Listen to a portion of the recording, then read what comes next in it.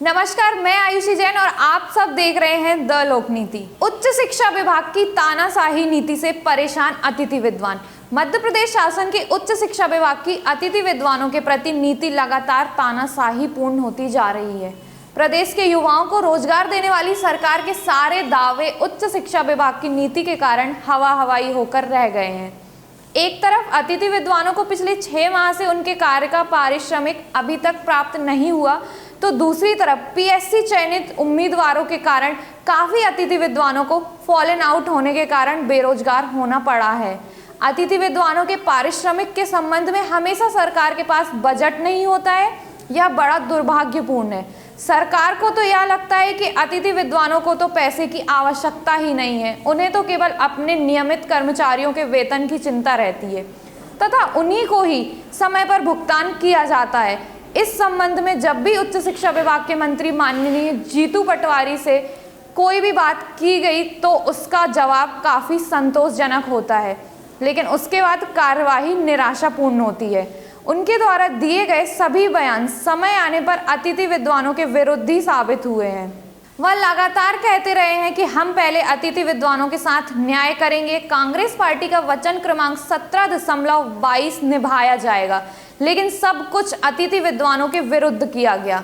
उच्च शिक्षा विभाग द्वारा पीएससी चयनित उम्मीदवारों की चॉइस फिलिंग के समय प्रदेश के कई कॉलेजों ने गलत जानकारी भेजी, कुछ विषयों में चॉइस फिलिंग होने ही नहीं दी, जो कहीं ना कहीं भ्रष्टाचार की ओर संकेत देती है, तथा कई जगह गलत जानकारी दी गई। परिणाम स्वरूप अतिशेष पीएससी सहायक प्राध्यापकों को नियुक्त किया गया। सरकार द्वारा अतिशेष सहायक प्राध्यापकों की जानकारी शासन द्वारा मांगी गई, जो अभी भी कई कॉलेजों द्वारा गलत तरीके से भेजी गई है। इसके पूर्व शासन ने छात्र संख्या अनुपात को ध्यान में रखते हुए प्रदेश के महाविद्यालयों से अतिथि विद्वानों की आवश्यकता संबंधी जानकारी मांगी थी। उसमें भी प्रदेश के कई कॉलेजों ने केवल वर्तमान कार्यरत अतिथि विद्वानों के अनुसार जानकारी को भेजा। वर्तमान में कैटेगरी वाइज फॉलन आउट हुए अतिथि विद्वानों की संबंधित विषयों में चॉइस फिलिंग की जा रही है, उससे भी कम कॉलेजों को खोला गया है, जो कि कहीं ना कहीं इस बात का संकेत देता है कि अपने चहेतों को विशिष्ट कॉलेजों में स्थान देने के लिए चॉइस फिलिंग को भेदभाव पूर्वक किया जा रहा है, जबकि इससे पहले अतिथि विद्वान की प्रक्रियाओं में पूरी पारदर्शिता के साथ सभी महाविद्यालयों को भरने का विकल्प उपलब्ध रहता था।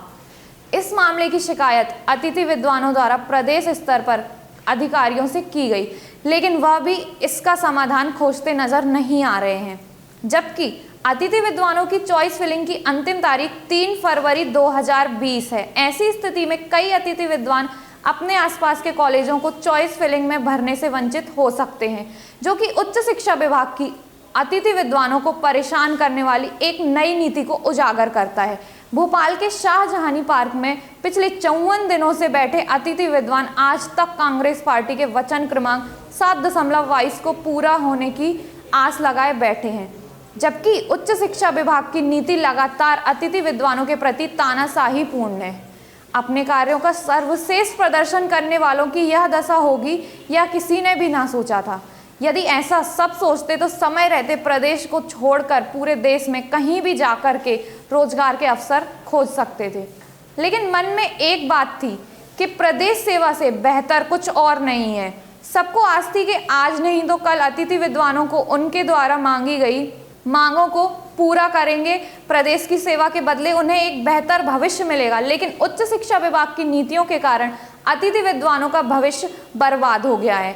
अभी भी अतिथि विद्वानों को एक उम्मीद है कि शायद एक समय रहते प्रदेश सरकार को अतिथि विद्वानों का दर्द का एहसास हो जाएगा और वो उनके साथ न्याय करेंगे। तो आज तक के लिए बस इतना ही। मुझे यानी आयुषी को दीजिए इजाजत। देखते रहिए द लोकनीति।